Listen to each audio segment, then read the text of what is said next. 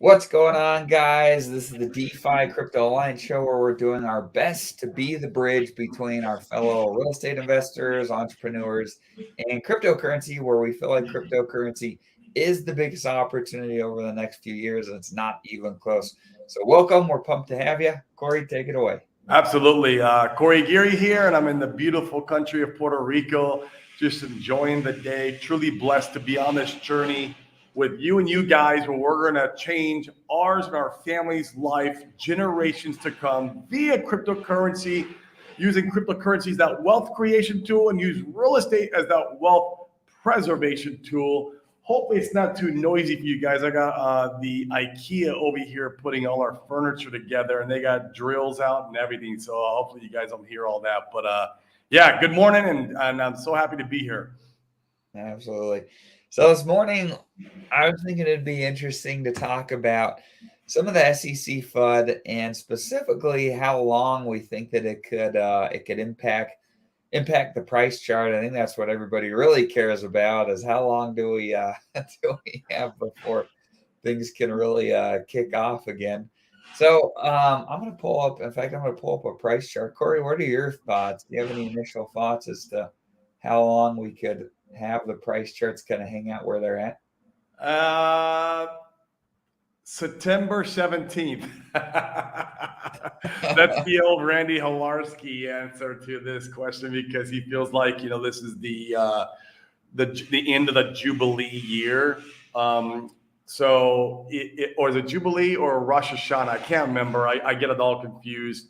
And I think there's some merit to that, because it's funny how it ends right before the Fed probably will start tapering the interest rates, going into the presidential election, seeing maybe some money printer turning back on, maybe not. But it's definitely looking like we're going to be moving towards a bullish year, even if you were to take out the Bitcoin halving narrative.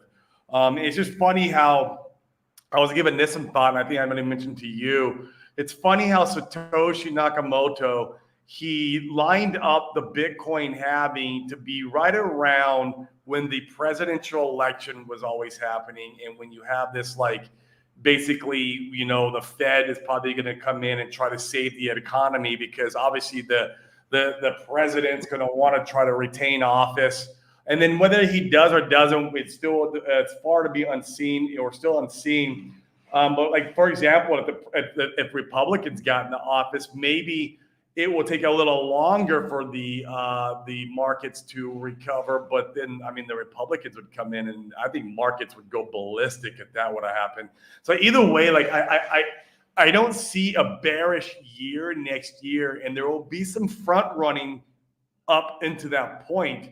And that's why the whole September going into October, November, it should, markets as a whole will start to correct. Now, our ecosystem with the SEC fund, hard to say, but definitely with XRP and their whole 10x,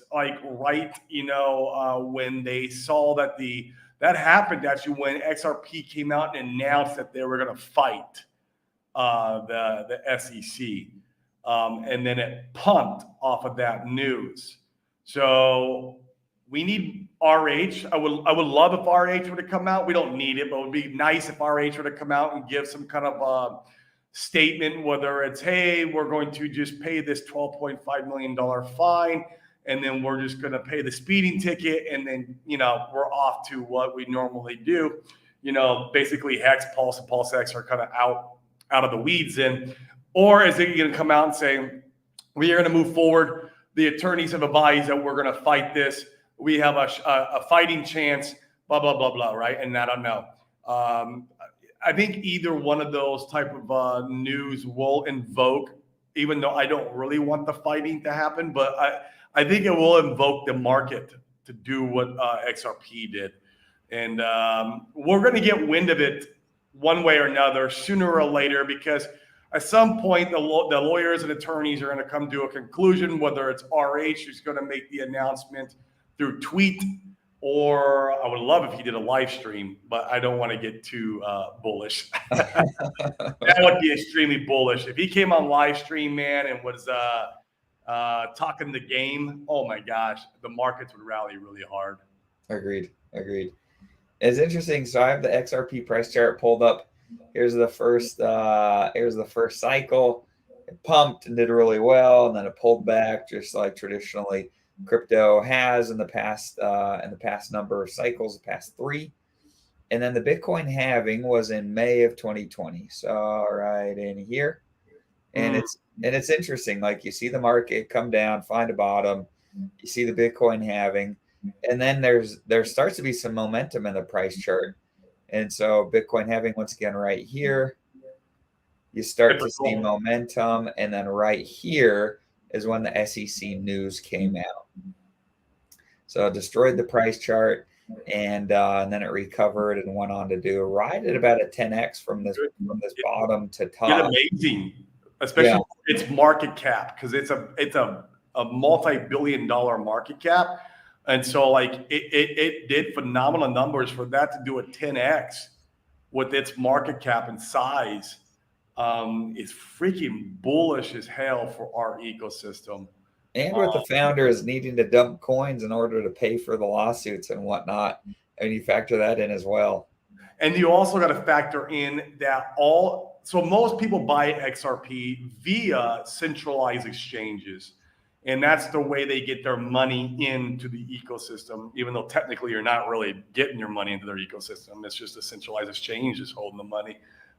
You're just, it's fake. But it's funny because that was the only way you could buy it, right? And then all the centralized exchanges delisted XRP. So the United States could not basically get in there and get exposure to the asset. Where in our ecosystem is a little bit different.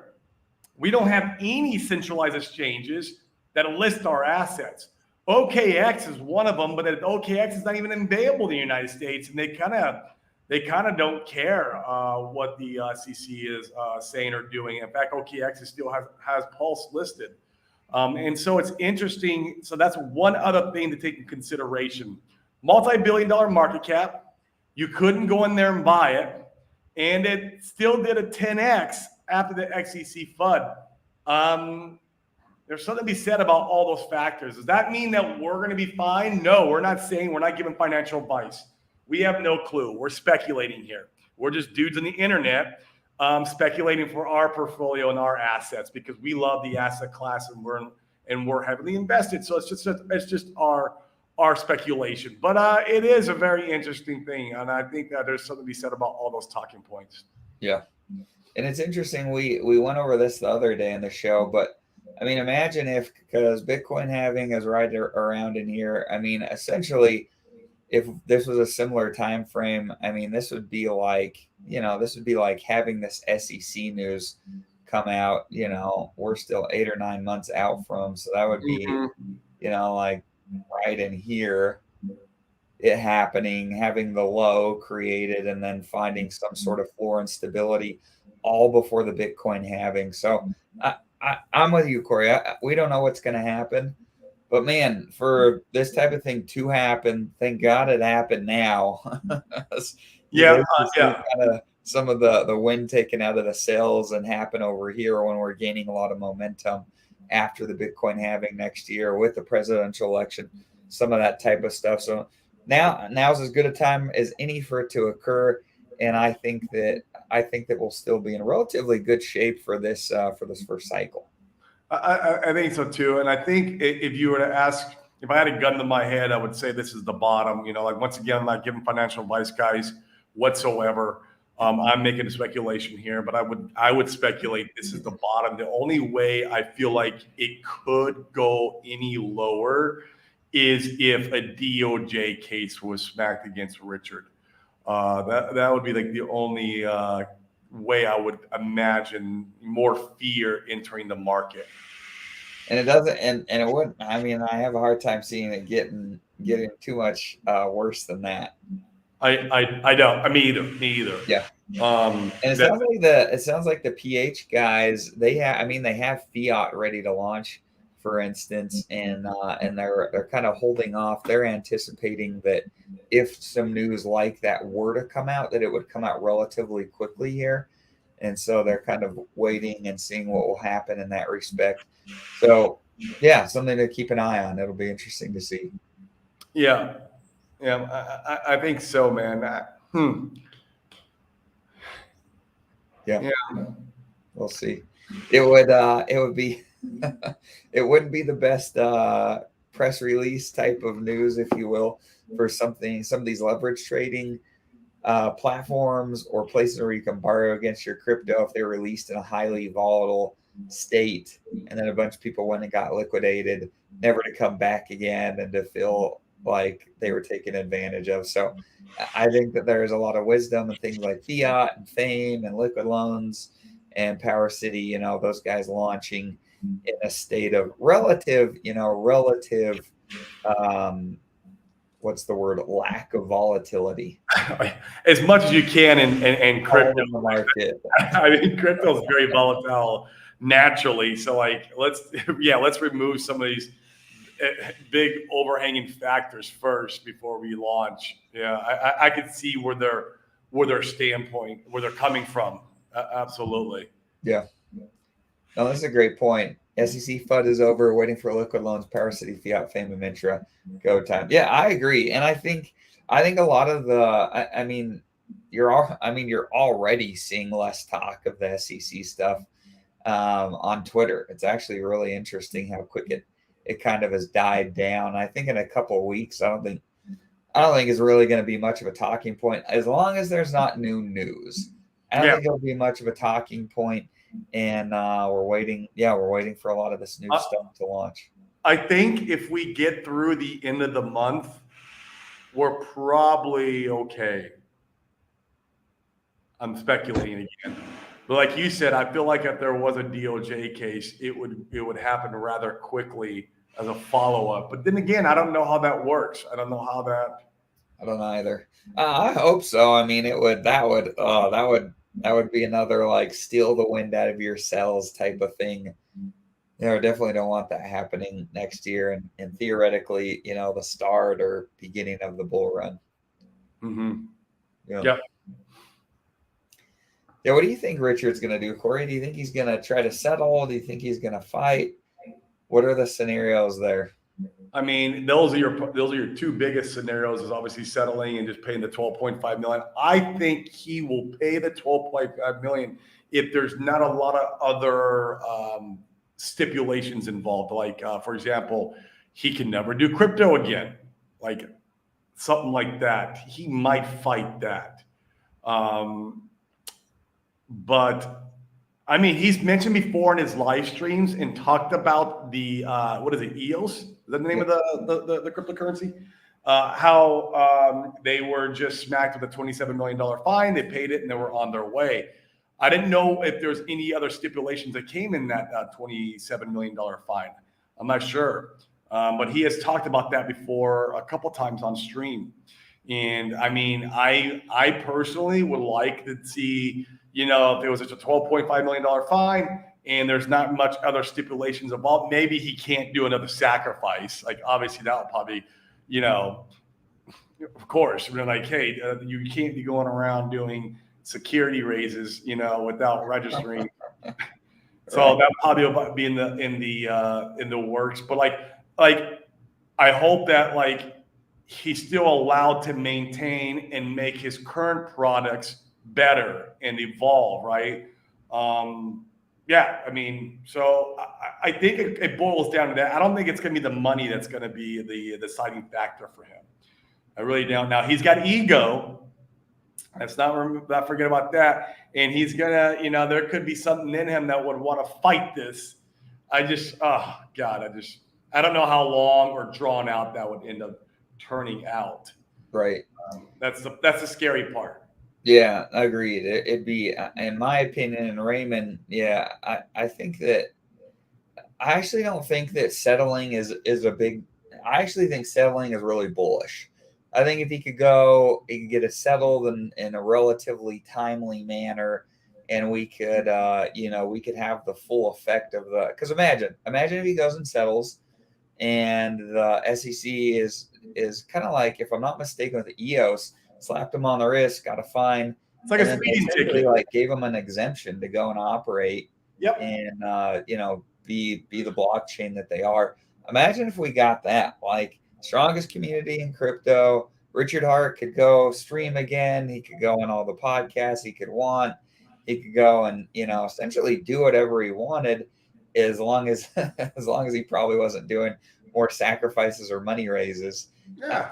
I think that's super bullish. I think that's the most optimal scenario that that could occur. Because the problem is, like, imagine if you're gonna fight, it's just gonna take a lot longer to resolve, and it's gonna be hanging over the blockchain's head. It really is, and I think that could kind of stifle the price charts a little bit. I think that'll certainly have an impact on the price charts in this next bull run. And imagine, like, none of us, very few of us think that Richard will lose that case, but imagine that he did. Like, imagine we're in the thick of the bull run and he freaking lost. Like, that would be detrimental. Like, kiss your gains goodbye type of thing. And so, in my opinion, it'd be nice to have. I think certainty is king here. If there's a way to be able to settle it quick, I mean that's my preference as a bag holder. But I'm not Richard either. I don't have my ego or my reputation on the line here.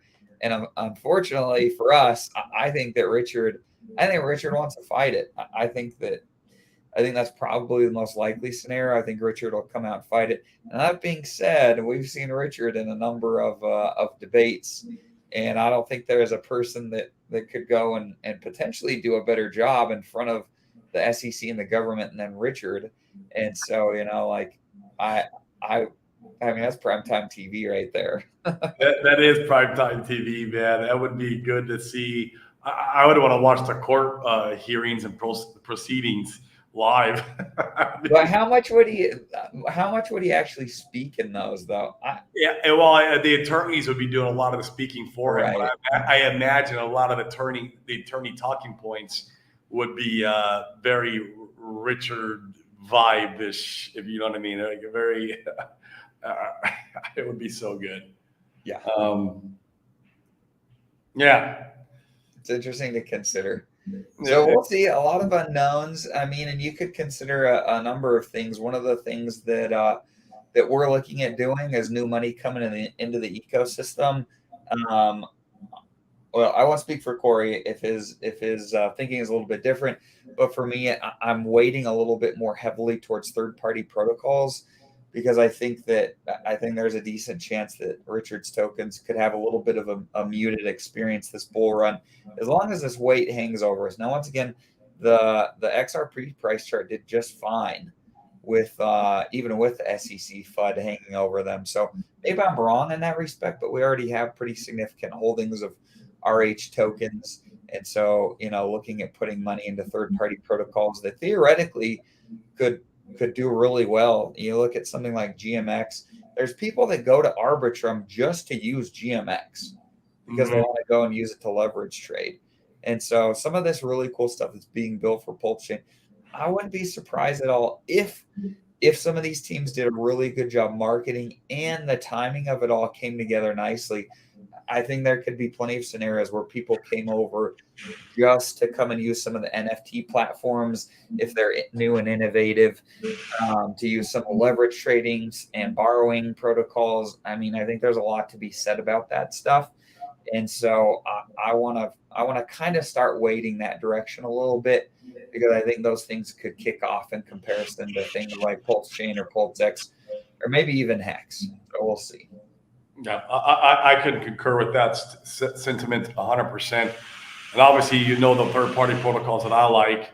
And moving forward, I will be allocating new money. And I'm going to keep my old bags with RH the way it is. So I'm a little bit different than you, Dan. I don't know if you've scaled out a little bit of RH and go in the new third party, but I'm going to keep those the way they are. And then, keep my validators running, keep, my hex staked. And then, just wait to see if Pulsex has single-sided staking ever, which I don't know if it will or not. If it does, great. That would be great. If not, then, So I'll be putting new money, though, towards the third-party protocols from this point on. just kind of offsetting the risk a little bit, if you will. Yeah, I like it. Plus, it's the third-party protocols, man, that is going to drive the ecosystem forward in the midst of this, this cloud that we have hanging over our head. Those are the guys, man, the Alexes and the Bucks and the Stu of Tetra, and these guys who are building, even the Anon teams like Piteous. If Piteous comes out, it's looking like has got a lot of promise behind it. 9-inch. I didn't sack for 9-inch, but it could obviously do quite well. And it's these guys who are going to drag and push and pull the ecosystem forward until Richard's able to get up and be the leader that he was before. So there's definitely something to be said about that. And the guys who are out there screaming on Twitter that the third-party protocols are there to take your money and take money away from the RH coins are the absolute blinded morons I've ever could possibly see. These guys have no clue what's going on, and the only way that we can get new money into the ecosystem is these third-party protocols, period. Agreed. Absolutely. And I think so. This is a good question. I mean, we've seen so far like Hex has kind of always been at a premium when compared with Pulse. And so, I don't see a reason for that to change. People seem to still value Hex as a store value. And so I would think the Hex continues to trade at a premium against Pulsechain. Sure. And so yeah, I mean the scenario where that wouldn't occur, in my opinion, is if the SEC case came out and they were able, and I think this is almost 0% chance of this actually occurring, but them saying that some of Richard's tokens are securities and some of them are not. Yeah. Like it's an all or nothing thing, in my opinion. That would be the scenario, but otherwise, yeah, I don't see that trend changing. Well, the case there, Dane, would be like the adoption amplifier. The way he did that was a security, but the sacrifices were not. And then like the adoption amplifier, maybe they find evidence that he ran the ETH. Where did the ETH go, kind of thing. That he ran the ETH through the mixer, and then used that to prop up his own token. But then they didn't find any evidence in the sacks. I mean, I'm just coming up with narratives. This is nothing that, it's probably, like you said, almost a 0% chance. But I'm just, spinning narratives in my head. Yeah. I don't. If I'm mistaken here, let me know. But I don't. I think there's a scenario where you can settle and not admit guilt. Like that happens all the time in civil cases where you could settle, but no individual party is admitting wrongdoing or guilt. And I don't see why that would potentially be different here. And once again, I think even if you do, like, even if you're admitting guilt, I don't know. Is it that big a deal? I think it could theoretically be more important to have it behind us and like quote unquote admit guilt if that had to be part of things than having it hang over and have the uncertainty. I think there's something to be said about just moving on and moving forward with things. But certainly, yeah. I mean, certainly it's far from preferable to admit guilt with the SEC. Yeah, I mean, preferable. It'd be nice if we could fight it and win it within a year. That's like the most bullish scenario, right? I don't know if that's possible, though, and I don't know what the likelihood of something like that is. I mean, that's obviously what you'd want, like in the perfect world. Let's take less than a year, fight it, and win. I mean, we would freaking blast off to the moon. We would freaking rock it. But it'd be wild. It would be wild. We'd probably be the number one crypto there is, besides like Bitcoin, maybe Ethereum. Like it would be the most bullish like scenario. But I just don't know, man. I don't know what the likelihood of that is. Yeah. I think Brizology, this is a good take. Yeah, settling before Q4 2025 might be the bullish case. Fighting it may tie it up in legal battles beyond 2025, which is concerning. And that would be bearish, but overall best outcome if Richard could win. I mean, Yeah, I'd prefer it. Whatever. I mean, I'd prefer to have a really strong bull run now. There will always be opportunities. There will always be opportunities later, and I, like I want to see a bull run. I want to see a bull run over the next couple of years. I don't want to wait 6 more years. And I think, frankly, like I think you lose a lot of momentum. And the question is, can you recover from that? Like seriously, imagine. So, and this is once again, I don't think this is a super likely scenario, but it is one to consider. Where SEC news, like if you wanted to be the biggest dick in the world and you're Gary Gensler, which I wouldn't put it past him at this point, you could keep releasing like negative FUD type of information over the next 2 years about Pulsechain and about Richard and about anything that you wanted. Like you could do news releases, even if they were false, to be able to largely like mute the bull run for the things that we care about. And then, 2025 comes or 2026, and then they settle. Well, have you lost so much momentum at that point? This is really difficult to recover. I think so. I mean, imagine if you have 2, 3, 4 years where price action is largely muted. I mean, who is going to be here? Now there will still be people here, but I think you lose a lot of the community, and that's that's super negative. It is because people are going to be jumping ship trying to find the next ecosystem that they can make money on. People, I mean, let's get right to it. And Richard says it all the time. People are in this to make money, to make gains. That is the number one reason why people invest in crypto is to get wealthy. So, like, if that's not the case, why are people going to stick around? You'll have some that will. You'll have some that will stick around, but you're going to have a lot of people who are going to jump ship. Oh, totally, a lot. And I think that's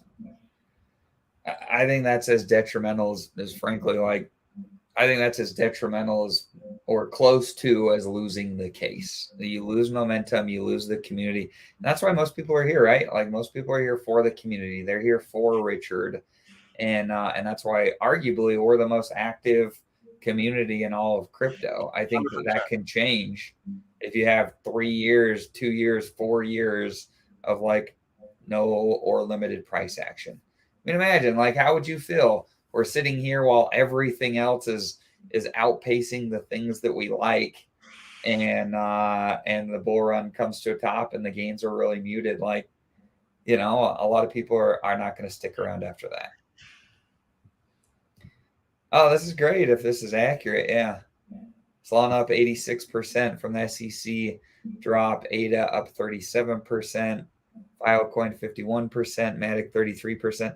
Yeah, I mean, and I think that's another point. I think a lot of people are already aware of this, but if you're not, I think it's important that everybody's getting wrapped in. I think it'd be an enormous problem if it was just Richard and the things that we like that were getting pulled in by the SEC. The fact that it's everybody, I think it's less impactful over time. Yeah. I agree with that because if it's a norm that every single cryptocurrency is targeted by the SEC besides Bitcoin, I mean, people are not going to speculate on Bitcoin. I'm sorry. They're going to come and play their games with these, the one that Raymond just mentioned and all of our coins. I mean, it's going to happen. And so yeah, it's interesting because that's just one more bullish case for us because when XRP got hit, it was like one of the few. It was like that. I think was a library was one of them, and during that time, I don't know if there was any other ones that got hit. Are you familiar with any other ones, Dane? I just know about XRP and library. Oh, I mean, all these guys got pulled. You mean just pulled in by the SEC? Prior, yeah, prior. Oh, prior, yeah. I'm not. Those are the only two that I'm aware of. Yeah. So. Yeah. Yeah. And it's an interesting thought process, like for all the FUD that Hex and Pulsechain and Pulsex and other assets have gone through at this point. I mean, do you think that the illusion of potential guilt? Now, once again, I think that there's something to be said if you were to settle and that also you had to admit guilt, then maybe you do go and fight it. Maybe that's not the path forward. But yeah, if you were settling and you had to admit guilt, yeah, maybe that is really detrimental. But there's already been so much FUD. I think settling and moving on. I mean, I think that's the way. People in crypto have memories of goldfish. You settle, you move on, you give it a couple of months. I think you're good. I really do. Like a goldfish. Seriously. True, Yeah. they wouldn't even. It would not even be talked about a few months from now if they settled and moved on. Yeah. Yeah. Eric Wall. He's the worst. He just like there's so many things that he says that just aren't true. So for instance, he was claiming that Richard's diamond had been seized. That's just not accurate. The SEC is not like a legal body with a police force or a SWAT team that goes in banging down doors and arresting people. What they do is they file injunctions, or maybe that's the wrong term, but they file lawsuits and they can suggest to other entities like the DOJ that do have power to go banging down doors Right. to go and do things if they feel the need to suggest such an action. So he says a lot of things that just aren't true. And frankly, I think I don't know. I'm speculating. I think he does it for engagement. I think he's the ultimate engagement. Oh, dude, of course. He falls for it every single time. And now he makes money from Twitter every single time. He does. And guys, Ford falls for it. And ridiculous. Don't fall in the narrative like, oh, but he has that 10x bet with the people in the community. Do you know how he hedges himself against that bet? By buying at these lows, and that way he could sell to pay the bet, and that way it's a win-win for him. And then if it doesn't go to 10x, he wins. Like no matter what, with those bets that he has with the community members, it's a win-win for him. It's the community members that was an idiot that took the bet. It's a win-win for him. I'm going to remember how he did that bet. I'm going to do that to other communities. You can offset your risk on that bet pretty easily. Right. But I mean, is he wrong in this case? I mean, I don't know. It sounds from the sounds of it, sounds like it's really difficult to find good blockchain devs. And so A, could you find them? B, could you incentivize them enough? C, could they really pull it off? I mean, I'd be willing to bet that we've been saying it the whole time. I think the launch, and you have to keep in mind that they went from a BSC fork to an ETH fork. So a lot of the time was wasted in that respect. Means money wasted. Yeah. But you're telling me that Richard Hart, the dude that is called tops and bottoms time and time again, that the guy was not timing it. He said he wasn't. And frankly, I think you probably have to say that for SEC type of stuff. You can't generate expectations for the profit from the work of others. I think that's part of it. Like saying that there's a specific time frame that you're waiting for market timing. Well, that would indicate that you were waiting for market timing to be able to generate profits. So I don't think that he can say that. I think he time and time again needs to say, oh, we're not doing it based on market sentiment. We're not doing it on timing. When it's ready, and that's when we'll launch. I think you have to say that. I just don't think that that's what was really going on. I think that 100% Richard's timing the market with the launch. I think that if we're up to him, I think, frankly, you would try to time it the same way as Hex, where I think Hex launched about 6 months before the Bitcoin halving. I think he would have done the same thing here if it were not for the SEC coming out and filing the case that they did. And if you're Richard, think about it. I think you've got to get the product out. You said that you're going to produce Pulsechain. You're going to produce Pulsex. I think they've been like done or in a state that you could have released them for a significant amount of time now. And I think he was waiting, and now he's got to get it out so that as the SEC case goes on, he could say, well, I delivered what I said I was going to deliver. And here we are. So I don't know. That's my opinions on it. I don't think anything that Eric Wall says is important nor pertinent. And I freaking muted the guy long ago because he provides no value to what we do, and all he does is engagement farming. And so I'd recommend not falling into the trap and allowing him to make more money from Twitter for the engagement. And there's probably going to be a little truth to this. I mean, obviously Richard Hart created something, delivered something, but in normal life, when you have a business and you create and sell something to the open public, you make what's called a profit. It's called capitalism. And so like there is nothing wrong in my eyes. Now I know in other people's eyes and other people, there's nothing wrong to me of Richard making a profit for something that he did. I don't get this. Like, okay, so he raised, over $1 billion. Maybe it took a $500 million to create Pulsechain. Great. He profited the $500 million. He delivered the product. Good for him, guys. That's called capitalism. I don't get it. Yeah, agreed. That's me. I'm an entrepreneur. That's how my brain thinks. I know 95% of the community doesn't think that way. It's retarded.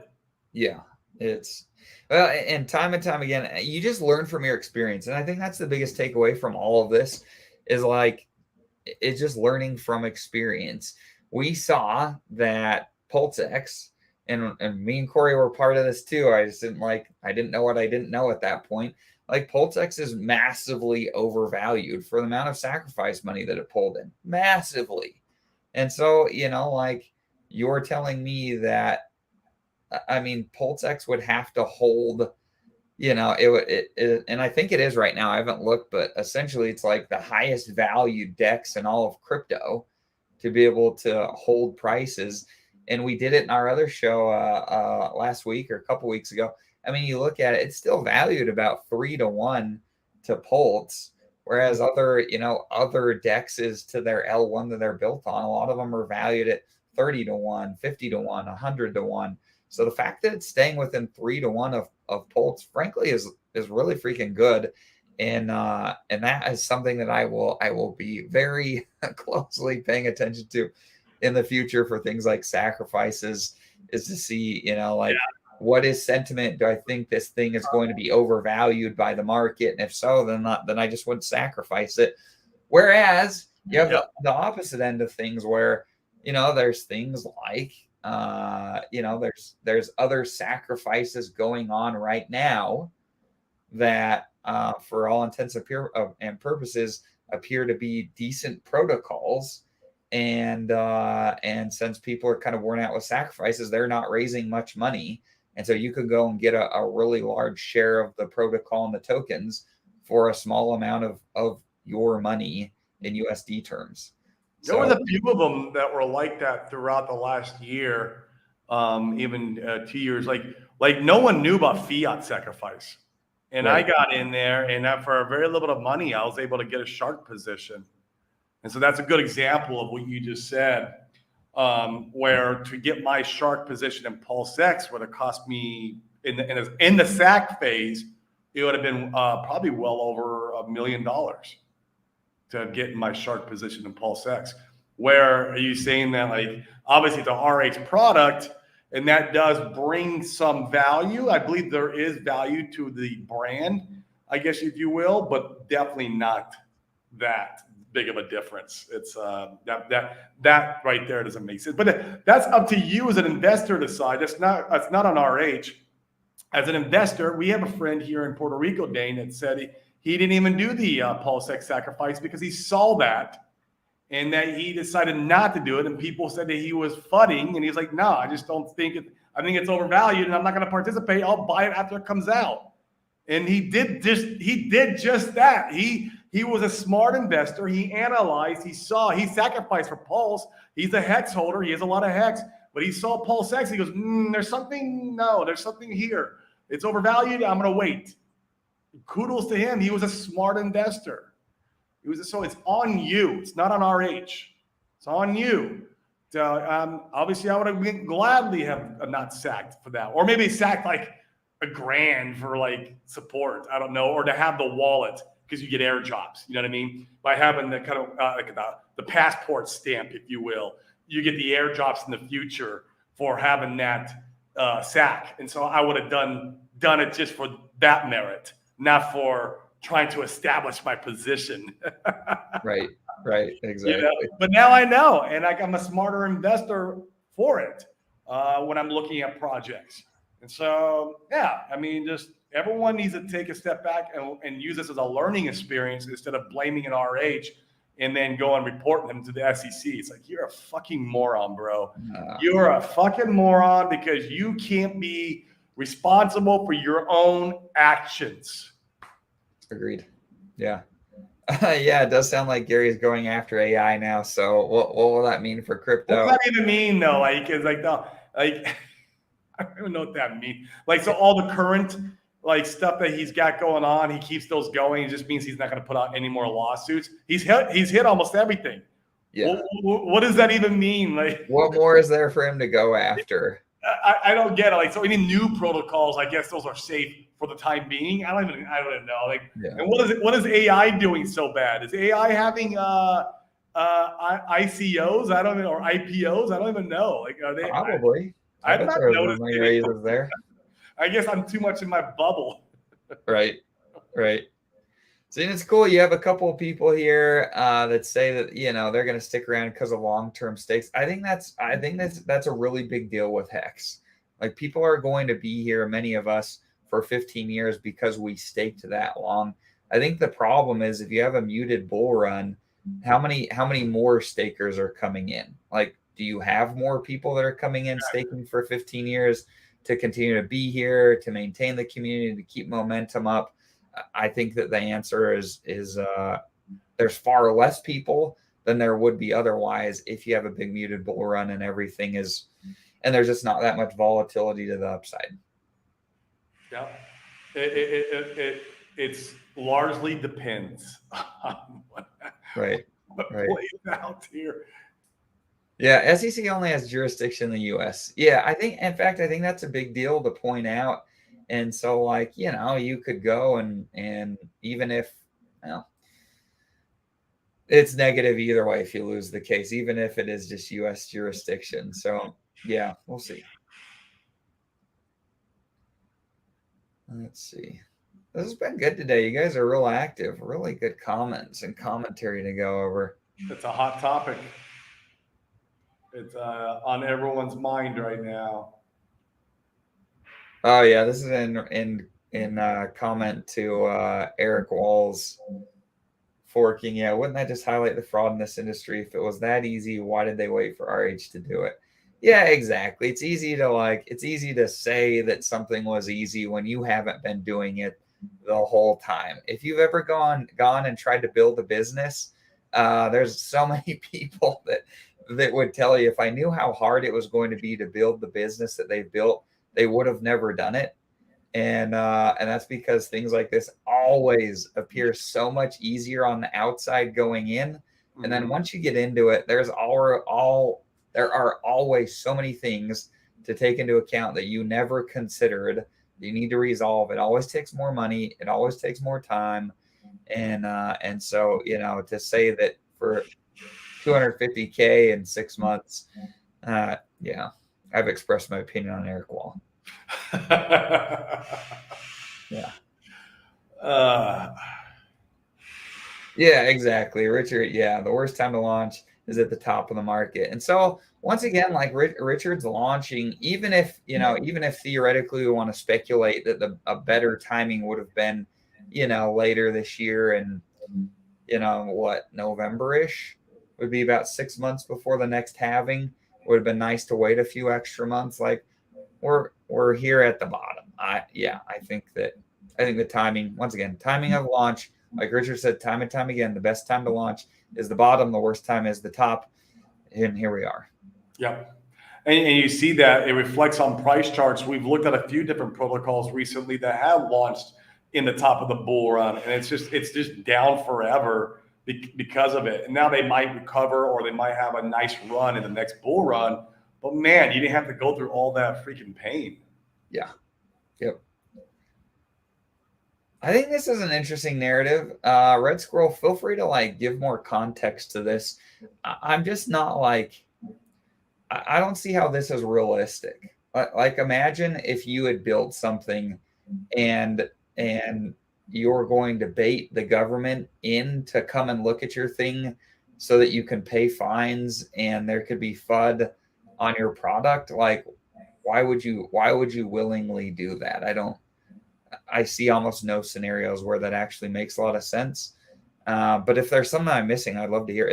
Are you aware? Is there some scenario I'm not thinking of there in that respect, Corey? Well, this has been talked about a little bit around the community that, RH did all the outrage marketing to get to bring the eyeballs on and make people mad. And he knew that he was making people mad, and that, to basically create the same marketing campaign that XRP has.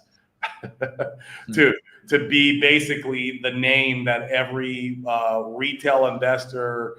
I mean, we've witnessed this when you're talking to new onboards. What do the retail guys always say? Well, the XRP. They never talk about Bitcoin or Ethereum or any other ecosystem. They always mention XRP because it's been in the news so much, and it's so talked about as far as controversy in with crypto as a whole. And so that's what the kind of the narrative is there, that that RH is playing a little bit of a 4D chess. And even Funding Gen has talked about this and tends to believe that RH could have intentionally did this. And this is why it lined up perfectly with the documentary. And this is where the tinfoil hat comes on a little bit, if you will.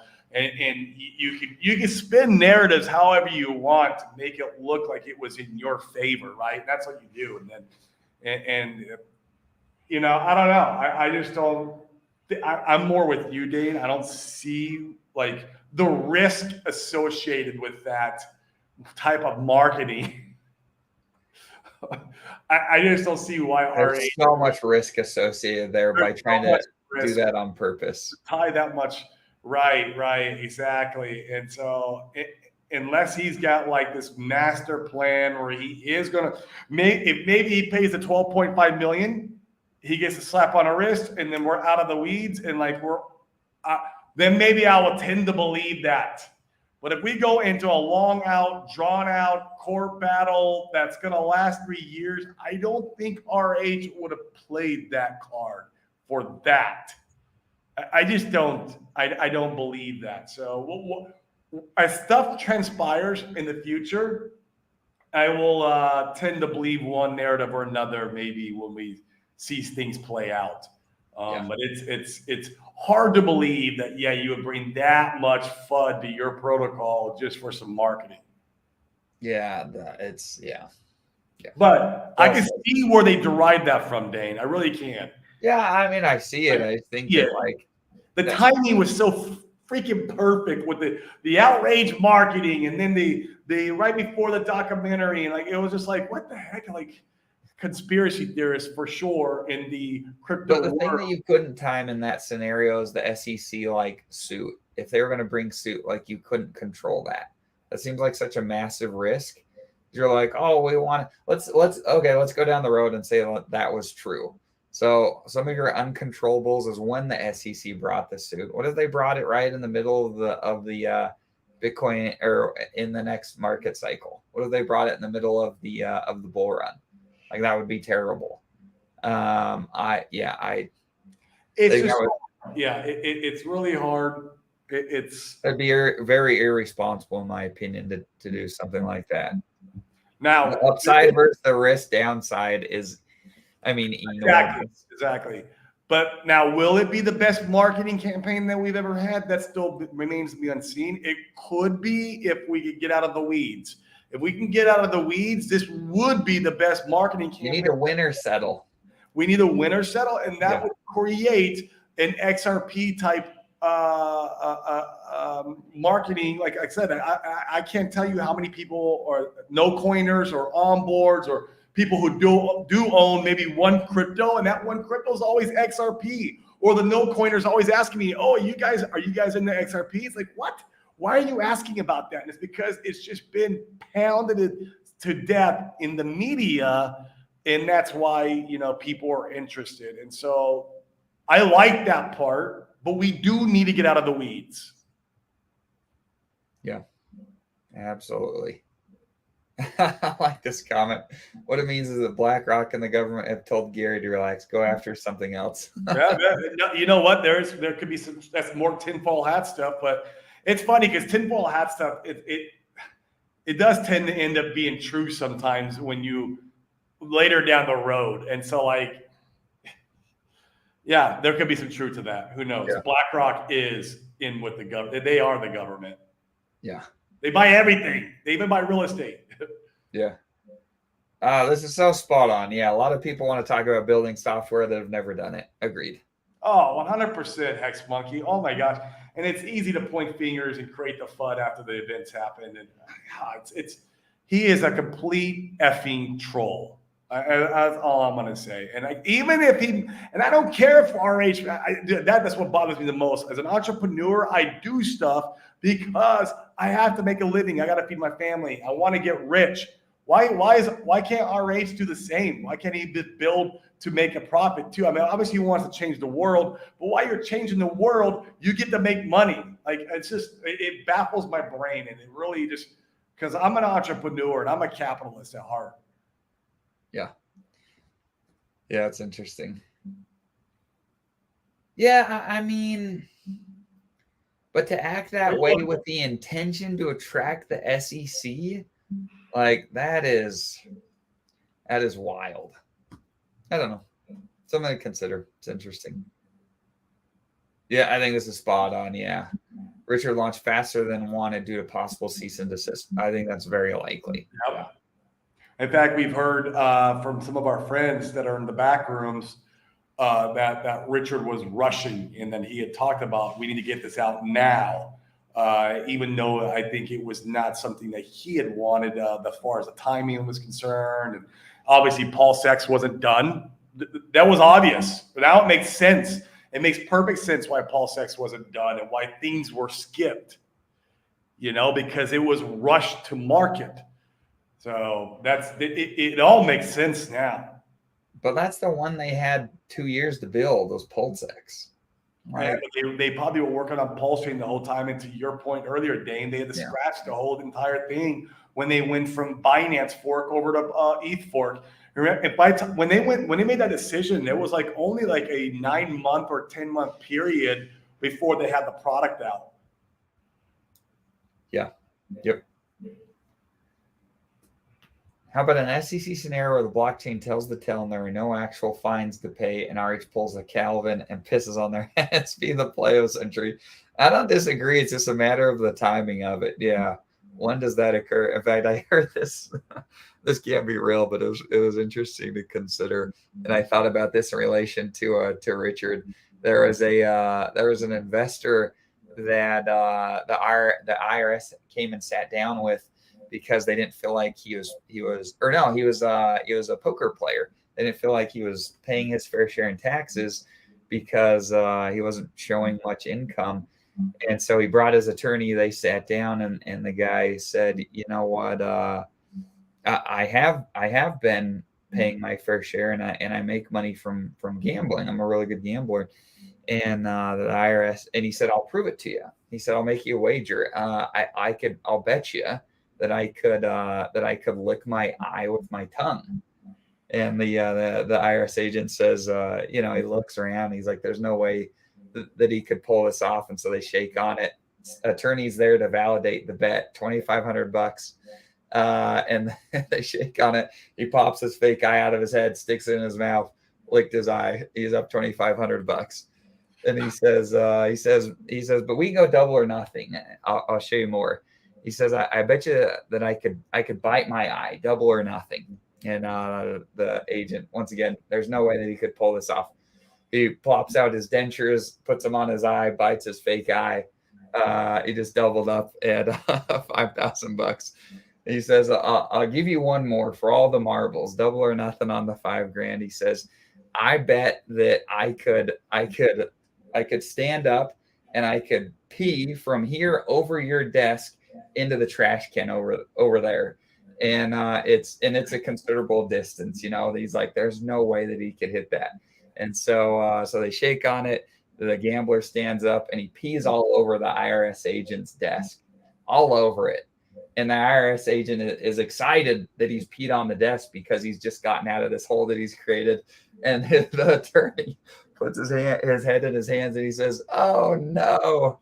And the IRS agent says, "Well, what's wrong with him?" And he says, "Well, I bet him before he came in here that I could pee all over your desk and you'd be happy about it for $15,000. So, you know, like how much 4D chess is actually being played here, it's yet to be seen. So, yeah, it's interesting.